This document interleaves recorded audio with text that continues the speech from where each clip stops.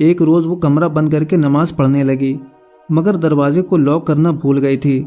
उस रोज़ उसका शौहर भी बेवक्त आ पहुंचा और सीधा कमरे में पहुंच गया। उसने फातिमा को नमाज अदा करते देख लिया था और तब उसने फातिमा का जो हाल किया था वो क़यामत से भी कम नहीं था। वो फातिमा का बाजू दबोच कर उसे घसीटते हुए बाहर लाया था और सबके दरमियान लाकर फेंका था। वो तब साड़ी के बजाय कमीज शलवार में थी। उसे मार मार कर अधमरा करते हुए उसके शौहर ने उसे एक स्टोर नुमा कमरे में बंद कर दिया था और उसका खाना पीना बंद कर दिया और उसे कहा, अब अपने उसी खुदा से ही खाना मांगो जिसकी तुम इबादत करती हो। बिस्मिल्लाहिर्रहमानिर्रहीम। अस्सलामु अलैकुम वरहमतुल्लाहि वबरकातुहू। मैं हूं ताजुद्दीन, आप देख रहे हैं असगर फैक्ट। आपको हमारे चैनल में स्वागत है। तो दोस्तों, आप लोग कैसे हैं? उम्मीद है खैरियत से होंगे। अल्हम्दुलिल्लाह हम भी खैरियत से हैं। तो आज की टॉपिक है, एक हिंदू घराने की लड़की और बीवी और नमाज पढ़ती थी। गलती से उसने दरवाज़ा लगाना बंद कर दिया था, तो उसके शौहर ने देखा, बहुत बुरी तरह से पीटा। जहाँ लाजिम है किसी के धर्म में अगर कोई उसका अपमान करता है, उसका धर्म का अगेंस्ट जाता है, तो उसको गुस्सा आएगा। तो उसी तरह से उसको गुस्सा आया, बाहर निकाल के खूब पीटा। इतना पीटा कि बहुत अधमरा हो गया था। तो क्यों पीटा? आखिर लड़की वो मुसलमान ही थी, जिस घर में शादी करके आई थी वो मुसलमान थी या मुसलमान हो गई थी बन के, इस वीडियो में जानेंगे। तो चलते हैं उस वीडियो की तरफ। आज मैं आपको एक ऐसी लड़की के बारे में बताने जा रहा हूँ जो हिंदू घराने में पैदा हुई, जो हिंदू मजहब के ज़ेरे साया परवान चढ़ी, मगर उसका दिल अल्लाह के लिए धड़कता था। मैं इंडिया के एक मुतवस्ता इलाके में रहती थी, जहाँ हमारे साथ सिर्फ मुसलमान ही नहीं बल्कि कुछ हिंदू घराने भी बसते थे। हमारे दरमियान इत्तेफाक और दोस्ती थी और हमने कभी दूसरे के मजहब और तौर तरीकों पर कोई सवाल नहीं उठाया था, ना कोई दखल अंदाजी की थी, जिसकी वजह से इलाके में अमन रहता था। हमारे साथ वाले घर में भी एक हिंदू घराना रहता था, जिससे हम अपने मजहब और अपने अल्लाह के साथ बहुत ईमानदार थे। वैसे वो घराना भी था। घर में रोज़ाना पूजा का एहतमाम करना और मंदिर जाकर हाजिरी देना उनका रोज़ाना का मामूल था। उस घराने की एक छोटी सी बच्ची मेरी छोटी बेटी की हम उम्र थी। सारा दिन उसके साथ खेलती रहती थी। मैंने उस बच्ची के लिए अपने घर का दरवाज़ा हमेशा खुला रखा था, जिसकी वजह से वो बच्ची अक्सर औकात हमारे घर में पाई जाती। मेरा मामूल था कि मैं असर के वक्त नमाज के बाद अपनी बेटी को कुरान पढ़ाती थी। वो हिंदू बच्ची मेरी बेटी के साथ खेल रही होती थी। जब असर की नमाज के फौरन बाद मेरी बेटी मेरे बुलाने पर सब खेल छोड़कर वुजू करती और पारा उठाकर बैठ जाती थी, तो मेरी बेटी की देखा देखी वो बच्ची भी वैसा ही वुजू करके उसके साथ बैठकर मुझसे सबक पढ़ती और बड़े शौक से दोहराती थी। मैंने उस बच्ची को कभी नहीं टोका था। इसके बरअक्स अगर बच्ची को कोई लफ्ज़ अदा करने में मुश्किल होती तो मुझसे पूछ लेती थी और मैं भी उसे पढ़ा देती थी। उस बच्ची को कुरान से ऐसी मोहब्बत हो गई थी कि अगर किसी रोज़ तबीयत नासाज होने की वजह से वो खेलने न आ सकती तो असर के बाद कुरान पढ़ने ज़रूर आती थी। उसके घर वालों को अंदाज़ा नहीं था वो हमारे घर क्या करती रहती थी। मैंने भी कभी ये बात वाज़ेह नहीं की थी। कुरान पढ़ते पढ़ते जैसे जैसे मेरी बेटी बड़ी होती गई, मैंने उसे अपने साथ नमाज अदा करना भी सिखाया और हमेशा की तरह इस मामले में भी वो हिंदू बच्ची आगे आगे थी। उसने मेरी बेटी से भी ज़्यादा तेज़ी से नमाज सीखी थी और हमारे घर आकर वो कभी कभी नमाज भी अदा करने लगी थी। जब वो 15 साल की हुई तो मैंने महसूस किया कि वो बहुत चुप चुप से रहने लगी है और अक्सर मुझे और मेरी बेटी को संजीदा नज़रों से देखती रहती थी। फिर अचानक उसने हमारे घर आना छोड़ दिया। मुझे और मेरी बेटी को ये बात महसूस हुई तो हमने उससे बात करने की कोशिश की, मगर वो बिल्कुल अनजान बर्ताव करने लगी। मैंने अपनी बेटी को समझाया कि तुम अपनी दोस्त को भूल जाओ, क्योंकि वो बड़ी हो गई है, समझदार हो गई है, तो यकीनन हमारे दीन मजहब की दीवार ने उसे हमसे दूर रहने पर मजबूर कर दिया है, या फिर उसके घर वालों ने अब उसे हमारे साथ मिलने से रोका होगा। मेरी बेटी इस बात पर बहुत उदास हुई थी, मगर जाहिर है हम कुछ नहीं कर सकते थे।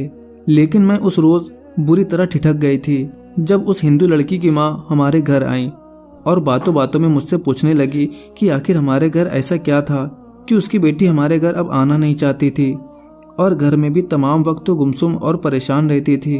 मैं ये सुनकर चौंक गई थी। मुझ पर तब वाज़ेह हुआ कि उस बच्ची को उसके घर वाले ने भी नहीं रोका था, फिर वो क्यों आना छोड़ गई। मैंने अपनी बेटी को बुलाकर पूछा कि शायद उनके दरमियान कोई लड़ाई झगड़ा हुआ हो, मगर मेरी बेटी ने भी लाइल्मी का इजहार किया और बोली कि वो खुद भी अपनी दोस्त के आने का इंतज़ार करती है। अब ये बात मुझे हैरान कर रही थी और कुछ ऐसा ही हाल उस लड़की की माँ का था। वो अपने शक के लिए मुझसे माजरत करती, परेशानी का इजहार करने लगी कि मेरी बेटी कमरे में बंद पड़ी रहती है और किसी से भी बात नहीं करती। वो बोली कि मुझे पहले तो लगा कि उसे नज़र लगी होगी, मगर पंडित से उसकी नज़र का इलाज भी करवा लिया, लेकिन कोई फ़ायदा नहीं हुआ। वो परेशानी से मुझसे कहने लगी कि अगर मैं कोई हल जानती हूँ तो उसे ज़रूर बताऊँ, जबकि मैं खुद भी उस बच्ची के इस हालात से घबराने लगी थी। मुझे डर था कहीं उसके साथ कोई हादसा न हो गया हो। वो अक्सर हमारे घर से अकेली शाम या रात को वापस घर जाती थी। बेशक उनका घर हमारे घर के बिल्कुल साथ में लगा था, लेकिन फिर भी हादसा वक्त का मौका नहीं देखते वो औरत बात करके चली गई। मगर मैं उस बच्ची के बारे में सोचती रही। अब इस बात को कुछ दिन गुजरे थे कि एक रोज़ अचानक वो लड़की मेरे घर आ गई। मैं उसे देखकर साकित रह गई। उसकी रंगत बिल्कुल जर्द हो रही थी और आंखों में गिर्द सियाह हल्के नुमायां हो रहे थे। मैंने घबराकर उसे अपने पास बिठाया और उससे खैरियत दरियाफ्त करने लगी। मेरी बेटी भी उसे देखकर परेशान हो गई थी। मेरे पूछने पर वो चेहरा हाथों में छुपाते बुरी तरह रोने लगी और रोते रोते उसने अपने हालात की जो वजह बताई वो मुझे और मेरी बेटी को हैरान कर गई थी। वो बोली कि अब उसका अपने घर में दम घुटता है, नमाज पढ़े बिना उसे चैन नहीं मिलता, घर में पूजा के लिए बोले जाने वाले अल्फाज उसे बेचैन करते हैं और कुरान पढ़कर उसे सुकून मिलता है। वो अपनी हालत से घबराकर हमसे राब्ता ख़त्म कर गई कि शायद अफाका हो, मगर ऐसा करके मज़ीद बेजान हो रही थी। वो अचानक मेरे आगे हाथ जोड़कर बोली कि मुझे मुसलमान बना दें, मुझे सुकून चाहिए और मुझे आपके अल्लाह की बंदी बनना है। वो जानती थी कि उसके घर वाले इस बात की कभी भी इजाज़त नहीं देंगे, मगर वो हर हाल में मुसलमान होना चाहती थी। मेरी बेटी उसकी बात सुनकर खुश हो गई। मैंने नरमी से उसे समझाया कि अल्लाह सबका है और यकीनन अल्लाह ने अपने लिए चुन लिया है। तभी उसके दिल में अपने कलाम से सुकून डाला और उसे अपनी तरफ रागिब किया। मैंने उसे कलमा पढ़ाया, जिसे पढ़ने में उसे बिल्कुल भी दिक्कत नहीं हुई थी, क्योंकि वो हमेशा हमारे साथ कुरान पढ़ती रहती थी। यूँ उसने अपने घर वालों से छुपकर दिल से और अपनी मर्जी से इस्लाम कबूल कर लिया। मैंने और मेरी बेटी ने उसे गले लगाकर मोहब्बत से उसे मुबारकबाद दी तो वो झिलमिलाती आंखों के साथ मुस्कुराने लगी। उसके जर्द कमजोर चेहरे पर कलमा पढ़कर एक अलग सा सुकून फैल गया था, जैसे किसी प्यासे को एकदम पानी का चश्मा सौंप दिया जाए।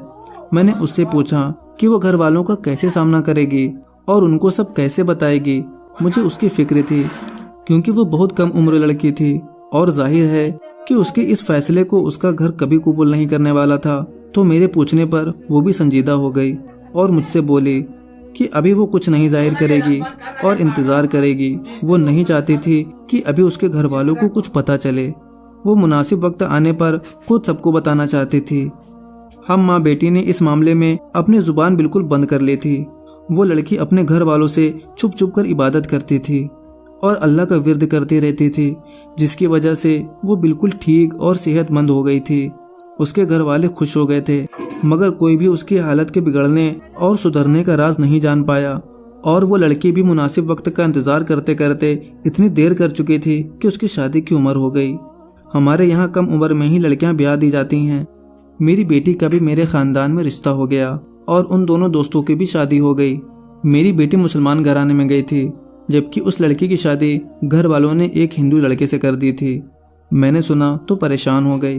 वो नादान लड़की अपने मज़हब की तब्दीली छुपाकर अपना नुकसान कर बैठी थी।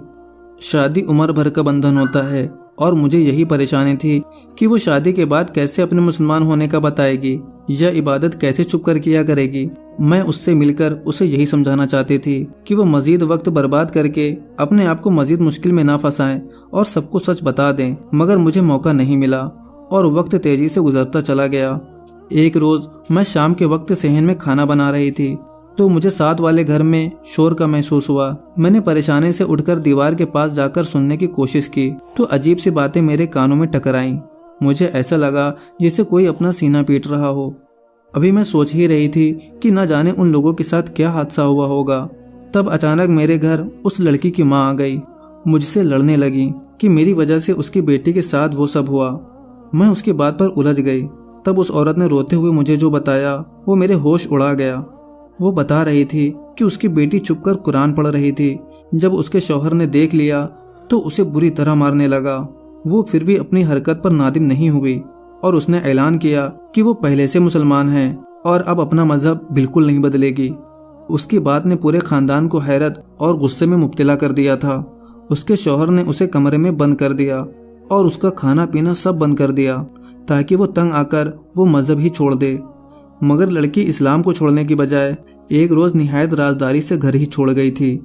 گھر والوں کو بھی اس کے فرار کی خبر دے دی گئی تھی اور سب مرد مل کر اب اسے ڈھونڈ رہے تھے اور اعلان کر چکے تھے کہ وہ جہاں بھی ملی اس کا قتل کر دیں گے۔ میں یہ سن کر آس باختہ ہو گئی تھی۔ وہ عورت مجھ سے جھگڑا کر رہی تھی کہ یہ سب ہماری وجہ سے ہوا۔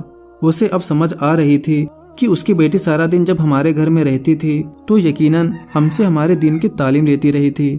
اس لڑکی کی ماں مجھے کوستی، بد دعائیں دیتی وہاں سے چلی گئی اور میں سر پکڑ کر بیٹھ گئی۔ مجھے اس لڑکی کی فکر ہونے لگی، نہ جانے کہاں تھی، اور اگر وہ اپنے گھر والوں کے ہاتھ لگ جاتی تو ماری جاتی۔ میں اس کی حفاظت کے لیے دعائیں کرنے لگی اور پھر اس بات کو 3-4 سال گزر گئے مگر وہ لڑکی اپنے گھر والوں کو نہیں ملی۔ نہ وہ اپنی بیٹی کو کبھی بھول پائی تھی، نہ کبھی میں اسے بھول پائی تھی۔ اس کے گھر والوں کے تعلقات بھی مجھ سے خراب ہو گئے تھے اور باقی ہندو گھرانے بھی ہمیں اچھا نہیں سمجھتے تھے، کیونکہ سب کا یہی ماننا تھا کہ ہم نے ایک ہندو گھرانے کی لڑکی کو گھر میں رکھ کر چپ چاپ اس کی برین واشنگ کی اور اسے دنیا میں ذلیل کروا دیا، جبکہ مجھے ان سب باتوں کی کوئی پرواہ نہیں تھی۔ مجھے اس لڑکی کی فکر تھی، وہ میرے لیے پہلے ہی بہت عزیز تھی اور پھر جب سے اس نے اسلام قبول کیا تھا وہ مجھے عزیز ترین ہو گئی تھی۔ مجھے اب بھی یہی ڈر تھا کہ نہ جانے اس کا کیا انجام ہوا ہو۔ وہ کسی کو نہیں ملی تھی تو پتہ نہیں زندہ بھی تھی یا مر گئی۔ اس کا کوئی سراغ نہیں ملا تھا، یہاں تک کہ اس کے گھر والے بھی اس کی تلاش میں تھک چکے تھے اور اس کے شوہر کی دوسری شادی بھی ہو چکی تھی۔ لیکن اس کی ماں تھی جو اب تک اس کی راہ دیکھتی تھی اور مجھ سے نفرت کے باوجود جب بھی سامنا ہوتا وہ میری منتیں کرتی تھی کہ اگر میں اس کی بیٹی کے بارے میں کچھ جانتی ہوں تو اسے بتائیں وہ زندہ ہے یا مر گئی ہے، اور اگر زندہ ہے تو کہاں رہتی ہے اور کس حال میں ہے۔ مجھے اس ماں کی بے بسی اور اذیت کی سمجھ آ رہی تھی مگر میں خود بے بس تھی، اس لڑکی کے بارے میں کچھ نہیں جانتی تھی۔ حالانکہ شروع میں اس کے غائب ہونے کے بعد کتنا عرصہ میں واقعی اس کا انتظار کرتی رہی تھی، کیونکہ مجھے یقین تھا کہ وہ چھپتی چھپاتی میرے پاس ضرور آئے گی، لیکن اس نے ایسا نہیں کیا تھا۔ ایک روز مجھے اچانک میری بیٹی کی کال آئی۔ سلام دعا کے بعد وہ پورے زور سے لہجے میں مجھ سے بولی کہ میں جلد اس کے گھر جا کر چکر لگاؤں۔ وہ مجھ سے ملنا چاہتی تھی۔ اس کے لہجے میں بھرپور خوشی محسوس کر کے ٹھٹک گئی تھی۔ مجھے لگا کہ شاید وہ ماں بننے والی ہے، کیونکہ میری بیٹی 2 بچوں کی ماں تھی۔ وہ ہر بار اس خوشخبری پر ایسے ہی خوشی محسوس کرتی تھی۔ میری طبیعت ان دنوں ناساز رہتی تھی، اس لیے میں نے بیٹی سے کہا کہ میں نہیں آ سکتی، البتہ چاہے تو میرے پاس چکر لگا لے۔ مگر وہ پہلی بار میری طبیعت کے بارے میں سن کر ہی ضد کرتی رہی اور بار بار مجھے اپنے پاس بلانے لگی۔ میری بیٹی کا گھر دوسرے شہر میں تھا اور میرے لیے اتنا سفر کرنا مشکل ہو رہا تھا، مگر اپنی بیٹی کی ضد پر مجھے جانا پڑا۔ اور میں جب اپنی بیٹی کے گھر پہنچی تو ایک بہت بڑا جھٹکا میرا منتظر تھا۔ میں پھٹی پھٹی آنکھوں سے اپنی بیٹی کے ساتھ کھڑے وجود کو دیکھتی رہ گئی۔ وہ وہی لڑکی تھی جو کتنے وقت سے غائب تھی، میری بیٹی کی دوست اور اس ہندو گھرانے کی لڑکی۔ میں اسے دیکھ کر جذباتی ہو گئی، اس کو سینے میں لگا لیا۔ اس سے مل کر مجھے سکون مل گیا تھا۔ وہ زندہ سلامت تھی اور پہلے سے کہیں زیادہ خوبصورت بھی لگ رہی تھی۔ میں نے بغور اس کا حلیہ دیکھا تو چونک گئی۔ اس کا کھلا سادہ لباس اور چادر نما دوپٹہ جو نماز کے اندر سے چہرے کے گرد لپٹا تھا صاف ظاہر کروا گیا کہ وہ باقاعدہ مسلمانوں والی زندگی بسر کر رہی ہے۔ میرے تجسس اور سوالیہ نظروں سے میری بیٹی نے ہنس کر مجھے بتایا کہ وہ چند روز پہلے اپنے شوہر کے ضد پر بچوں کو ان کی دادی کے حوالے کر کے ایک جگہ درس قرآن کے لیے گئی تھی۔ ایک بہت مشہور اور نیک عالم ہر ماہ قرآن کی تفسیر اور حدیث کی تعلیم دیتے تھے۔ میرا داماد چاہتا تھا کہ اس کی بیٹی بھی اس تعلیم میں جا کر حصہ لے۔ جب میری بیٹی وہاں گئی تو وہاں اسے اس کی دوست نظر آ گئی۔ وہ دونوں ایک دوسرے سے مل کر بہت خوش ہوئیں اور میری بیٹی سے صبر نہیں ہوا تو اس نے مجھے بھی فون کر کے بلوا لیا تاکہ میں بھی اس سے مل سکوں، کیونکہ وہ جانتی تھی میں بھی اس لڑکی کی فکر میں ہلکان ہو رہی ہوں۔ میری بیٹی نے مجھے بتایا کہ اب اس کا نام فاطمہ ہے اور فاطمہ اپنی زندگی سے مطمئن ہے۔ میں نے فاطمہ کی جانب دیکھا تو وہ سکون سے مسکرا رہی تھی۔ میں نے اسے سب بتا دیا کہ کیسے اس کے گھر والے اسے تلاش کر رہے تھے اور مایوس ہو کر بیٹھ گئے تھے۔ میں متجسس تھی کہ وہ بھاگ کر کہاں گئی تھی اور مقام تک کیسے پہنچی۔ تو فاطمہ نے سنجیدہ ہوتے ہوئے سرد آہ بھری اور ہمیں اپنے بارے میں سب بتانے لگی، جسے سن کر ہم فاطمہ کی ہمت اور صبر کو داد دیے بنا نہیں رہ سکتے تھے کہ کیسے مشکلات کا سامنا کر کے بھی وہ اپنے مذہب پر ڈٹی رہی اور اللہ کو نہیں چھوڑا۔ فاطمہ نے بتایا کہ اس کے گھر والوں کو تھوڑا بہت اس پر شک ہو گیا تھا کہ وہ پوجا کرنے سے گریز برتنے لگی ہے اور کمرے میں بند ہو کر نہ جانے کیا کچھ کرتی رہتی ہے۔ اس کی ماں نے 1-2 بار اسے ہاتھ اٹھا کر دعا مانگتے دیکھ لیا تو وہ ڈر گئی۔ وہ نہیں چاہتی تھی اس کی بیٹی مسلمان ہو جائے اور یہ بات گھر کے مردوں کو پتہ چلے، کیونکہ وہ لوگ اس کا قتل کر دیتے۔ اس کی ماں نے جلد اچھا رشتہ دیکھ کر اس کی شادی ایک کٹر ہندو گھرانے میں کر دی۔ فاطمہ نے شادی روکنے کی بہت کوشش کی اور اپنی ماں کی منتیں کرنے لگی کہ اس پر ظلم نہ کرے، مگر اس کی ماں نے اس کی ایک نہیں سنی تھی۔ شادی کے بعد فاطمہ کو بہت مشکلات کا سامنا کرنا پڑا، کیونکہ سسرال والے زبردستی اسے ہندو رسومات کے مطابق پوجا پاٹ کروانے لگے تھے۔ وہ اپنی روایات کے مطابق روزانہ فاطمہ کو ہی صبح سویرے اٹھا کر اپنے بھگوان کے سامنے پوجا کرنے کی ہدایت دیتے تھے اور فاطمہ کو انکار کی صورت میں سب کے غصے کا سامنا کرنا پڑتا تھا۔ اسے عبادت کرنے کا موقع نہیں ملتا تھا۔ نماز کا وقت ہوتا تو اس کے سسرال والے خاص طور پر اسے پکڑ کر اپنی مذہبی کتاب پڑھواتے اور مندر لے جا کر بھی اسے پوجا کرنے پر مجبور کرتے۔ اللہ کو سجدہ کرنے کے لیے دن رات تڑپنے لگی اور اس کے دماغ پر شدید دباؤ پڑنے لگا۔ شادی کو کچھ وقت گزرا تو اس کا شوہر اور سسرال والے کچھ مطمئن ہو گئے کہ اب وہ ان کے ماحول میں ڈھل گئی ہے، تو فاطمہ کو عبادت کا موقع ملنے لگا۔ وہ اپنے کمرے میں بند ہو کر نمازیں ادا کرنے لگی۔ پھر بھی وہ ان سب سے خوش نہیں تھی، کیونکہ وہ ساری زندگی چھپ کر عبادت نہیں کرنا چاہتی تھی اور نہ ہی اس میں یہ ہمت ہو رہی تھی کہ کسی کو سچ بتا سکتی۔ شاید اللہ کو اس کی پریشانی اور مشکل پر ترس آ گیا تھا اور اس کا راز سب پر کھل گیا تھا۔ ایک روز وہ کمرہ بند کر کے نماز پڑھنے لگی، مگر دروازے کو لاک کرنا بھول گئی تھی۔ اس روز اس کا شوہر بھی بے وقت آ پہنچا اور سیدھا کمرے میں پہنچ گیا۔ اس نے فاطمہ کو نماز ادا کرتے دیکھ لیا تھا اور تب اس نے فاطمہ کا جو حال کیا تھا وہ قیامت سے بھی کم نہیں تھا۔ وہ فاطمہ کا بازو دبوچ کر اسے گھسیٹتے ہوئے باہر لایا تھا اور سب کے درمیان لا کر پھینکا تھا۔ وہ تب ساڑی کے بجائے قمیض شلوار میں تھی اور سر پر دوپٹہ نماز جیسے انداز میں لپیٹا ہوا تھا۔ اس کا حلیہ دیکھ کر ہی سب لوگ ٹھٹک گئے تھے۔ اس کا شوہر اس پر چینک رہا تھا کہ وہ باغی ہے اور اس کے گھر میں رہ کر اندر ہی اندر یہ کام کر رہی تھی۔ اسے گالیاں بکتا اسے مار رہا تھا اور اسے روکنے کی بجائے اس کے گھر والے بھی اس کے ساتھ شامل ہو چکے تھے۔ اسے گناہگار مان رہے تھے۔ اسے مار مار کر ادھمرا کرتے ہوئے اس کے شوہر نے اسے ایک اسٹور نما کمرے میں بند کر دیا تھا اور اس کا کھانا پینا بند کر دیا اور اسے کہا، اب اپنے اسی خدا سے ہی کھانا مانگو جس کی تم عبادت کرتی ہو۔ انہیں لگا تھا کہ فاطمہ بھوک پیاس سے جب نڈھال ہوگی تو اسے عقل آ جائے گی کہ اس نے غلط کام کیا، مگر فاطمہ 3 روز اسی اسٹور میں بند رہ کر بھی اللہ کو سجدہ کرتی رہی، اللہ سے مدد مانگتی رہی۔ اس کی حالت بھوک پیاس سے بدتر ہو گئی تھی۔ تب ایک روز اس کے گھر کی ایک ملازمہ نے چوری چھپے اسٹور کا دروازہ کھولا اور اندر داخل ہو گئی۔ یہ وہ ملازمہ تھی جس کی بیمار بیٹی کے لیے فاطمہ ہر روز چھپ کر اسے پیسہ دیا کرتی تھی۔ اس نیکی کے بدلے وہ فاطمہ کی تکلیف میں اس کے پاس پہنچی۔ اس نے بتایا کہ فاطمہ پورا سسرال کسی مندر میں گیا ہے۔ موقع دیکھ کر وہ ملازمہ فاطمہ کے پاس پہنچی تھی اور اسے کھانا پیش کیا تھا، مگر فاطمہ نے اس سے مدد مانگی اور اسے کہا کہ وہ اسے گھر سے فرار ہونے دے۔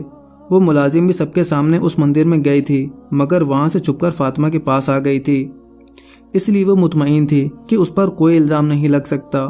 فاطمہ کی فریاد پر اس نے اسے پانی دیا اور چند پیسے پکڑا کر گھر سے بھاگنے میں مدد کی۔ فاطمہ اس گھر سے بھاگ کر بہت دور چلی گئی اور بھاگتے بھاگتے اسے رات ہو گئی۔ وہ مسلمان کے ایک علاقے میں جا پہنچی تھی۔ اس نے ایک مسجد کا دروازہ کھٹکھٹایا تو اندر سے ایک مولوی نکلا۔ فاطمہ نے ان سے مدد مانگی تو وہ بولا کہ تم ہندو ہو، ناپاک ہو، اس لیے مسجد کے اندر نہیں آ سکتی۔